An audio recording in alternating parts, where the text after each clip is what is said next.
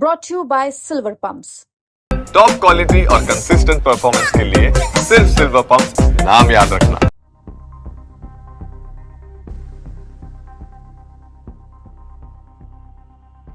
20 साल में ऐसा पहली बार हो रहा है कि जब हरियाणा को नेता प्रतिपक्ष के लिए इतना लंबा इंतजार करना पड़ रहा है।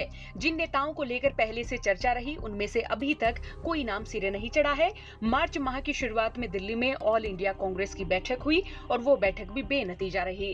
कांग्रेस हाईकमान की इस बैठक के बाद चंडीगढ़ में हरियाणा कांग्रेस कार्यालय में विधायक दल की कई बैठकें बुलाई गई, लेकिन इन बैठकों में भी नए प्रदेश अध्यक्ष और नेता विपक्ष का कोई फैसला नहीं हुआ। पहली बार हरियाणा का बजट सत्र बिना किसी विधायक दल के नेता के जारी रहा। अब हरियाणा कांग्रेस के नए प्रभारी बीके हरि प्रसाद प्रदेश अध्यक्ष और नेता विपक्ष को लेकर कांग्रेसियों के मन टटोल रहे हैं और उनसे फीडबैक ले रहे हैं, लेकिन प्रदेश अध्यक्ष और नेता विपक्ष का चुनाव उनके लिए किसी बड़ी चुनौती से कम नहीं है। हरियाणा कांग्रेस के नए प्रभारी बीके हरि प्रसाद चंडीगढ़ में पार्टी के नेताओं से नेता विपक्ष और प्रदेश अध्यक्ष बाबत फीडबैक ले चुके हैं, लेकिन यहाँ भी हारे हुए और जीते हुए नेताओं ने वही पुरानी कहानी बताई, यानी गुटबाजी और खेमेबाजी वाली कहानी दोहराई। बीके हरि प्रसाद ने पार्टी के नेताओं को एक मंच पर लाने की पूरी कोशिश की और ये कोशिश आज भी जारी है। बीके हरि प्रसाद खेमेबाजी को खत्म करना चाहते हैं, लेकिन पार्टी के बड़े नेताओं के अपने अपने चहेते हैं, अपने अपने खेमे के नेता हैं। बीके हरि प्रसाद को बीती बैठकों में हरियाणा कांग्रेस के नेताओं की ओर से कोई नया फीडबैक नहीं मिला और बीके हरि प्रसाद ने इन बैठकों, इन फीडबैक की रिपोर्ट्स राहुल गांधी को सौंपी और ये निचोड़ सामने आया कि पुराने नेताओं को पीछे कर नए चेहरों को आगे लाने की जरूरत है। नेता विपक्ष और प्रदेश अध्यक्ष के लिए उस नेता को चुना जाए जो किसी भी खेमे में शामिल ना हो। अब इसी पर विचार किया जा रहा है। राहुल गांधी जिस तरह से कांग्रेस को मजबूत करने के प्लान पर हैं, उससे साफ साफ ये संकेत मिल रहा है कि अब हरियाणा में भी बहुत जल्द बड़ा बदलाव हो सकता है।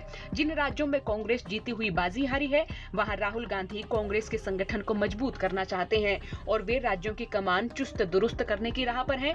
राहुल गांधी वहां के नामचीन नेताओं को इग्नोर कर रहे हैं और जमीनी स्तर के नेताओं को जिम्मेदारियां दे रहे हैं। इसी आधार पर महाराष्ट्र, उड़ीसा, तेलंगाना और पश्चिम बंगाल में नए प्रदेश अध्यक्षों की नियुक्तियां की गई। महाराष्ट्र और उड़ीसा के हाल ही में हुए नए प्रदेश अध्यक्षों की नियुक्ति इस ओर इशारा कर रही है कि अब कांग्रेस में नामचीन चेहरों की बजाय जमीनी स्तर पर सियासी संघर्ष करने वाले नेताओं को तवज्जो मिलेगी। हरियाणा चुनाव के परिणाम को लेकर कांग्रेस हाईकमान कमेटी बना चुका है। चौधरी उदय भान भी हार के कारणों को जानने के लिए कमेटी बना चुके हैं और दीपक बाबरिया भी हार के कारणों पर अपनी रिपोर्ट हाईकमान को पेश कर चुके हैं और अब बीके हरि प्रसाद भी पार्टी की हार के कारणों पर जानकारी एकत्र कर चुके हैं। नेताओं से फीडबैक लेकर रिपोर्ट राहुल गांधी को सौंप चुके हैं। अब नए चेहरों को कमान सौंपने और संगठन को मजबूत करने के प्लान पर बीके हरि प्रसाद जुट चुके हैं। अब देखना होगा क्या कुछ बदलाव होता है और हरियाणा कांग्रेस में क्या कुछ फेरबदल नजर आता है। आपका क्या सोचना, कमेंट बॉक्स में राय लिखिए। साथ ही चौगरदे की खबरों के लिए बने रहिए हरियाणा तक के साथ। ब्यूरो रिपोर्ट, हरियाणा तक।